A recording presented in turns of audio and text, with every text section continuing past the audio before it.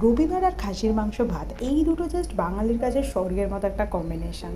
তো খুব গরম পড়লেও বাবাকে বললাম খাসির মাংস নিয়েই আসো, বেশ অনেক দিন খাওয়া হয়নি। মাংসটা ফার্স্টেই আদা রসুন নুন হলুদ লঙ্কা গুঁড়ো দই দিয়ে ভালো করে ম্যারিনেট করে নিতে হবে, আর আলুগুলো ভেজে নিতে হবে বেশ লাল লাল করে।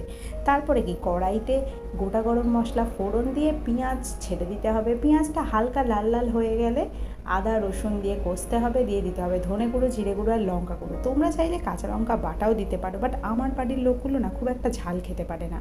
তা তো আর কি করা যাবে, সবাইকে নিয়েই চলতে হবে না। তারপরে মাংসটা দিয়ে ভালো করে কষতে হবে যতক্ষণ না তেল ছাড়ে। তেল ছেড়ে দিলে আলুটা দিয়ে একটু নাড়াচাড়া করে নিয়েই দিয়ে দিতে হবে প্রেশার কুকারে। প্রেশারে 3 থেকে 4টে সিটি দিলেই রেডি কিন্তু খাসির মাংসের লাল লাল ঝোল। আর লাস্টে গরম মশলা দিতে ভুলো না কিন্তু। রবিবারের দুপুর আর গরম ভাত সাথেই খাসির মাংসের ঝোল, মানে জাস্ট স্বর্গ।